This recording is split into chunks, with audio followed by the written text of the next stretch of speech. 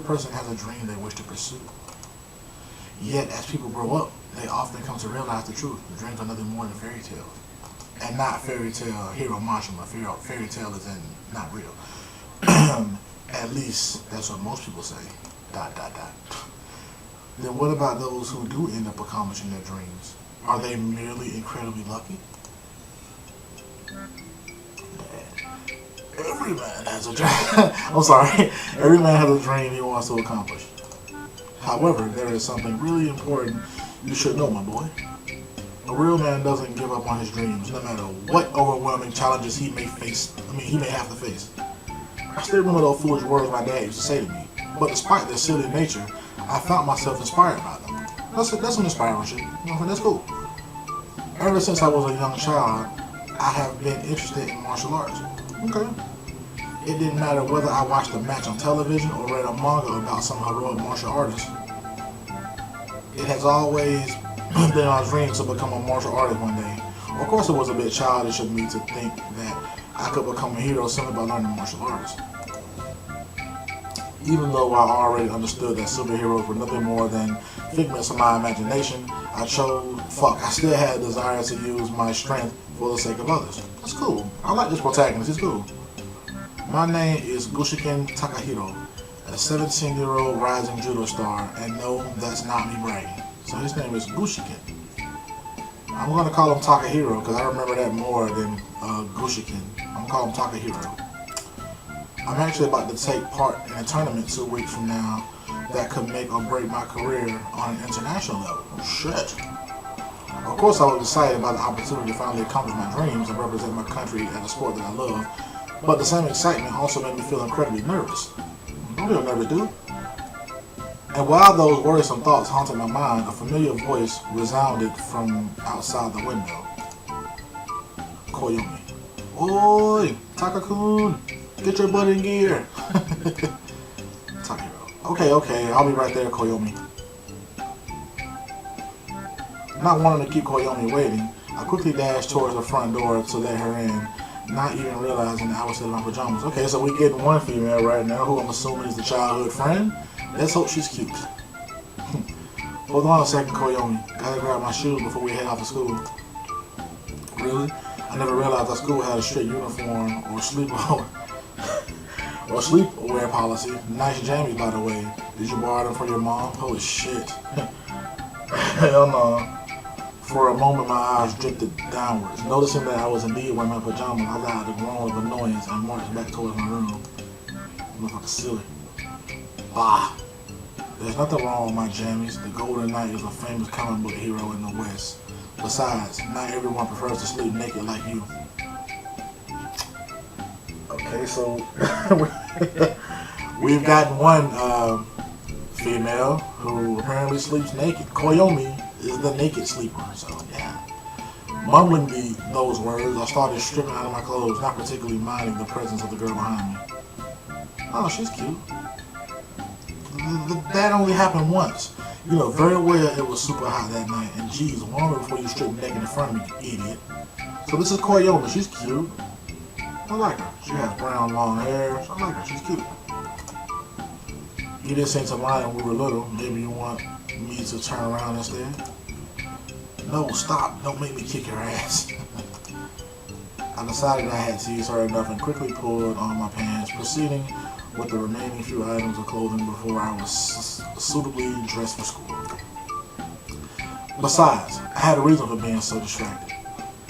You've been distracted a lot lately. What's going on in that hollow skull of yours? It's that upcoming match. I have no idea how anyone can remain calm when the international career is at stake. I wouldn't be surprised if I had made up enough doomsday scenarios to fill up the apocalypse genre. Oh right, the judo thing. I'm sure you'll do fine. I've seen some of your matches, and you kick butt. And of course, if you're really worried, you can always pray. Hell no. Pray. What? Don't tell me you don't know. It's one of those schools. It's one of the school's legends. Apparently, there's some shrine in the forest that, if you pray to it, brings you good luck. Oh shit. That's cool, baby. Ichikawa-san said that her sister prayed to it the night before her exam and she got a perfect score. Maybe she studied or some shit. Yeah. A shrine that I said to bring you good luck sounds like bogus to me. Did he say that shit like a California white guy? Sounds like bogus to me. Yeah, that's weird. I just would have said sounds. I wouldn't have said bogus. So, sounds like shit to me is what I would have said. I'm sorry. Sounds like bogus to me. But at this point, I'm willing to try anything, I guess. I'm gonna sell your soul to the devil, too. I'll let Ichikawa-san about the location. Or you can ask her. She knows about it. I'm not exactly in the mood to get lost in the forest and end up a modern-day Tarzan. Well, whatever. If you go looking, at least send me a message to let me know. And hurry up, we're gonna be late again. A hero is never too early, nor are they too late. They arrive precisely when they are needed. This motherfucker's tripping. But for the sake of avoiding detention, let's hurry. That's a wizard, not a hero genius. How can one person be such a sports nerd and such a geek at the same time? Let's not forget the Casanova and Man of the Year award candidate bits. They're important details. This dude is a fucking...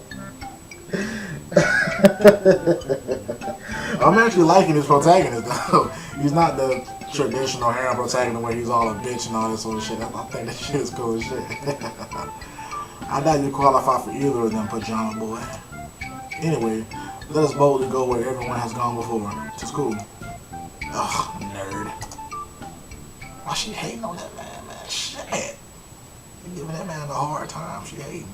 I gotta turn this shit down. This shit is loud as shit in my ears. Shit.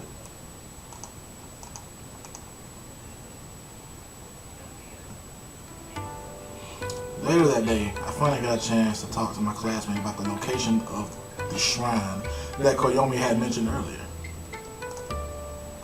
Gym was the last thing on the schedule for today, so once people got ready to go home, I approached the guy.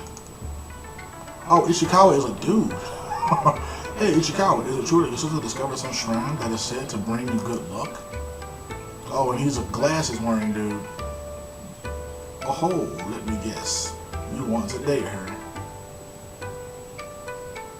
Well, even though I do have to admit that she's very attractive, I'm afraid she's already going out with someone. The fuck is he talking about? Not to mention, you're not her type. Fuck. I already got my hands full dealing with Koyomi. You can keep your sister to yourself. Joke aside, I'm more interested in that shrine. Did she mention where she found it? I didn't know there was anything near the forest aside from the dojo.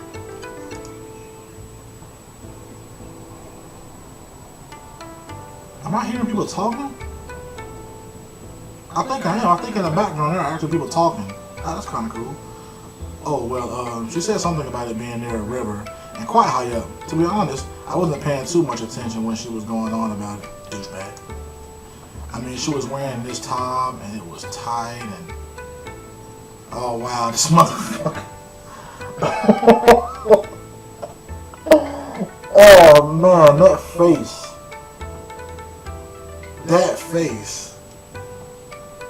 Oh, God. Oh, God.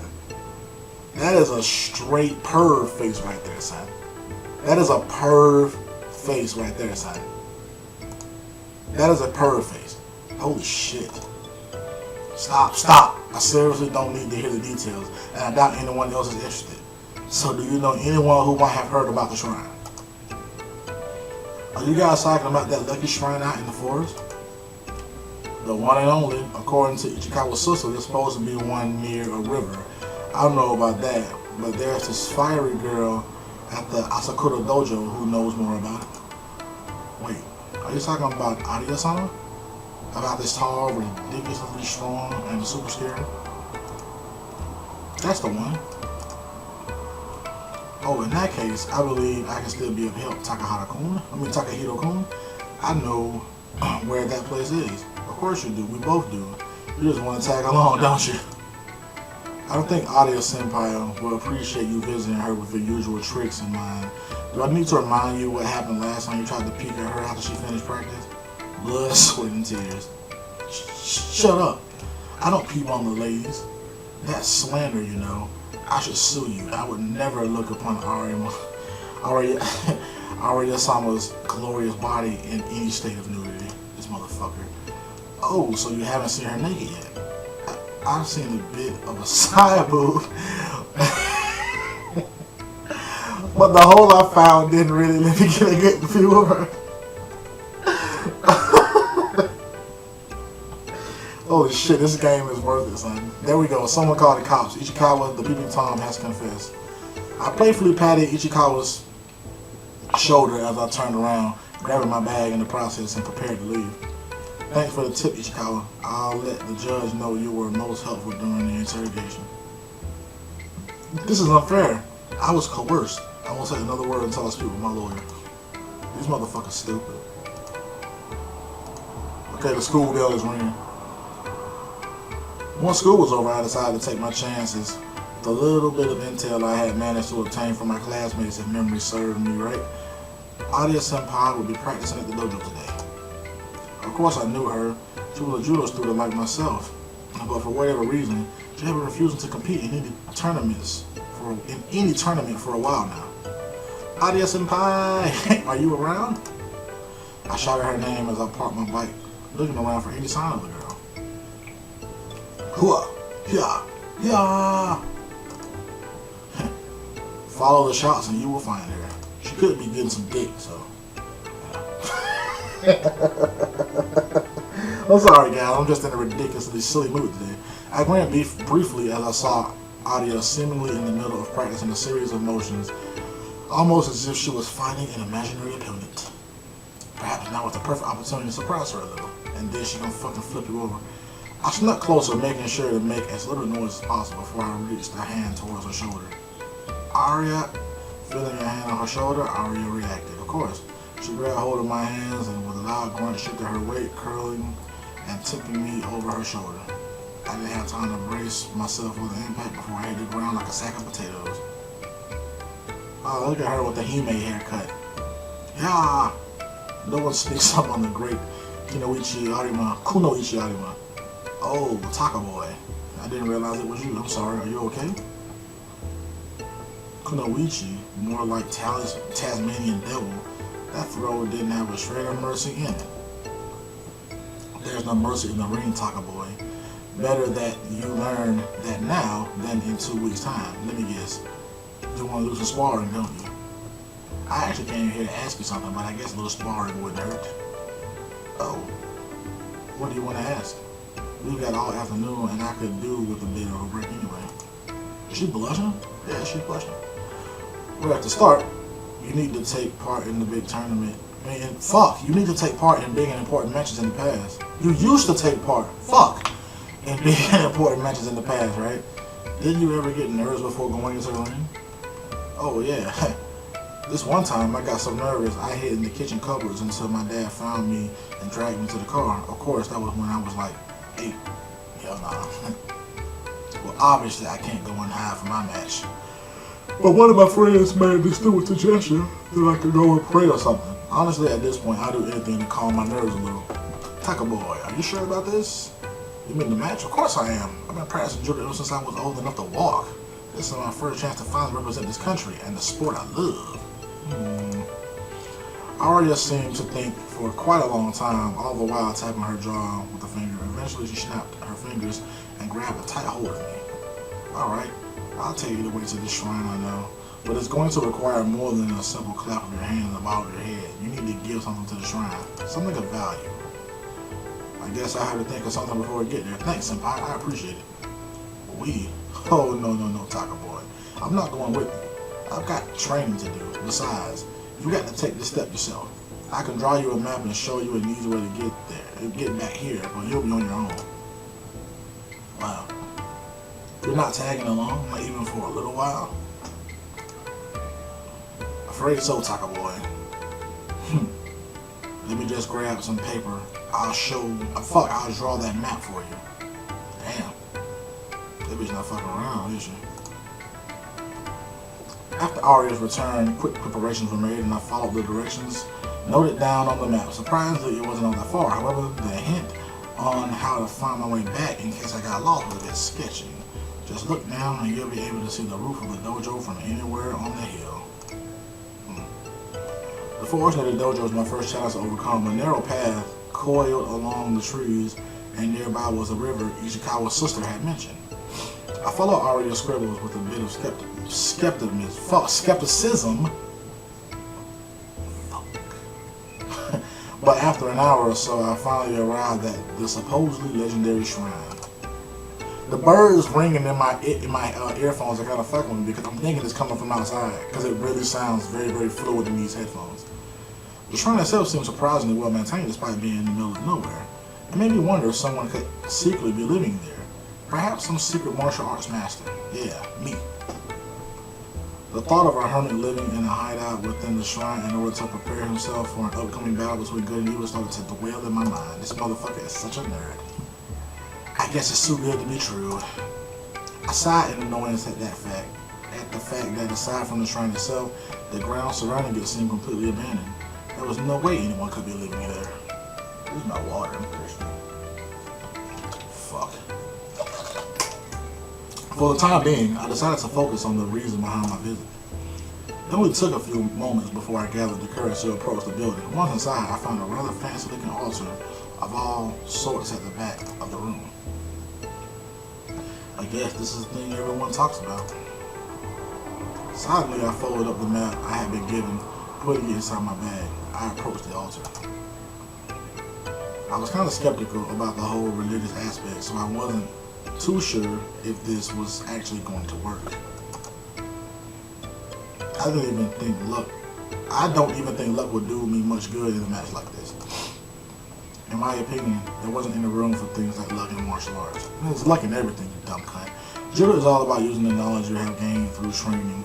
Of course, a good amount of talent also helps, yeah, but luck also plays a factor in that shit too, so, yeah. There was simply no room for something as superstitious as luck. Clearly, this was going to be a match where my experience and talent would be pushed to their limits. Nothing more, nothing less. Female voice, how curious. The boy doesn't believe in superstition, and yet he stands here surrounded by the very thing he denounces. I'd have shit in my pants. Upon hearing the voice, I looked around, trying to find the source, but there was no one to be seen. Who's there? Quite the cliche question, but the right thing to ask is, where am I? What are you talking about? Show yourself. Not yet. Entertain me for a while longer, would you? This is a place like no other. Why did you come here if you do not believe in things such as luck? I came here to prepare myself. Oh, do enlighten me about what this something might be that you are preparing yourself for. I felt a little bit annoyed as the questions continued, but maybe if I kept talking to her, I would be able to find out where she was hiding. They kind of made a typo right there. Where Shell was hiding? Where she was hiding. I'm preparing for a tournament, a judo match. Judo? What might that be? Seriously, you don't know what judo is? It's a highly skilled combat art. Aha, so you're a warrior. Hesitant to go into battle and came here in the hopes of finding the resolve to fight. I'm not sure about the warrior part. How fortunate. It just so happens that there is a need for one of your kind. My kind. A hero. This shrine brings fortune to heroes such as yourself. However, every great hero must sacrifice something in return. Oh, jeez. Sounds like what the others mentioned. Your virgin sounds better, though. Laughing briefly at the story, I decided to play along and clap my hands together in prayer. So what's next? Do I offer my allowance or something? Don't be silly. Money is of little importance to a hero. For you, the sacrifice will be something of much greater value. I'll be looking forward to seeing what destiny has in store for you. As if on cue, I began to feel nauseated the moment the girl's word reached my ears. My head spinning wildly slowly, I staggered backwards, collapsing onto my back. As my vision grew blurry, the sound of approaching footsteps could be heard. Holy shit, she got some huge eyes. Is she the devil? She has a tail with a chain around it and horns. Holy shit, she got some big tits. Good luck, hero. You're going to need it. Despite my attempts to get back up, all I managed was a brief look at this girl. The sight of horns and a tail left many questions before I had a chance to utter even a single word. My consciousness succumbed to darkness. What's about to happen, guys? Is he fucked? Rays of sunlight stirred me back to life. A groan of annoyance leaving my mouth while I tried to get back onto my feet. I felt a bit dizzy, but the first thing I noticed was that I was no longer at the shrine. Instead, it looked like the forest in the dojo. Of course, my first thought was to look around and see if I could find the girl from before, but no trace of her presence remained. To make things even stranger, the path that I had followed amidst the trees seemed better maintained than I remembered. I should probably head home. The thought was cut short when the sound of several female voices could be heard nearby. Get back here. Hikage stopped them at once. Just what do you think I'm doing? I'm chasing them. I'm trying to stop them. Yeah. I think they noticed what's missing. Oh, they saw keep running, little one, and we might just make it.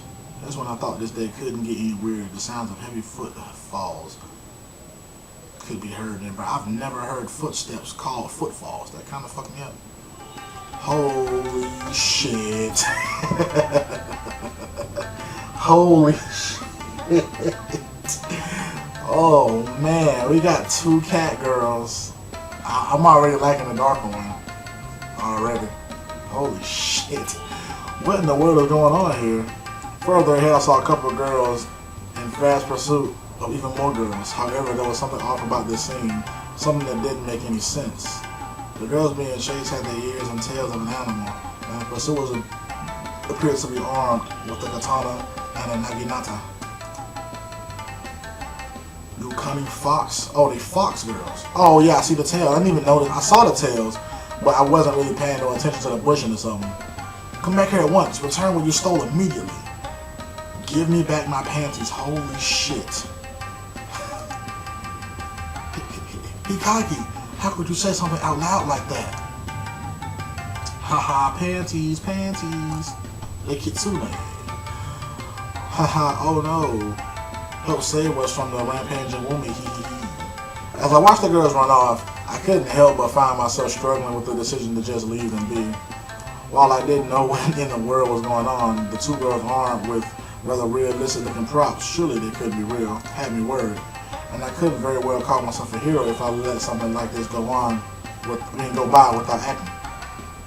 I'm so gonna regret this. Mumbling in annoyance, I chased after the girls. Hikage, go around to the left. Right. I said left, why do you always undermine me? I wasn't saying right, I was, you know what, never mind, just run after them. As I was chasing the girls, I noticed that the trees seemed to be getting denser, making it gradually more difficult to navigate along the path. Oh, there's some, I don't think I can run much more. I'm starting to feel a bit, Just a little longer, Maiko-chan. We're almost, Maiko, not that, not now. Sorry, One-sama. She scissor attack? What the fuck? I arrived just in time to find the scene taken straight from an action movie. The girl with the blonde hair had collapsed, held in her companion's protective embrace. The two armed girls were approaching them almost unmistakably with killing instincts running amok. Any seasoned martial artist would have felt it. Those girls were going to be in for a beating if I didn't stop them. So yeah, I started off as a male, you know what I'm saying? I'm playing Honey Pop. Hi there. Oh, she's cute. What, who, me? Can I just... I'll go with that one. Yeah, because if a girl say that shit to me, I'll be shocked. I think I'm in love with chicks. Oh, man. Well, you're talking to a now, champ. My name is Kiyu. Nice to meet you. Cute? Fuck. Can I say that? Can I just say the funniest shit ever? You mean like the letter? Nope, not like that at all. Look, dude, are you gonna be alright? Looks like you're having some trouble holding it together over there. What do you mean? I'm fine. I'll just say this one. Real shit though, in real life I would just say, no, I'm chill.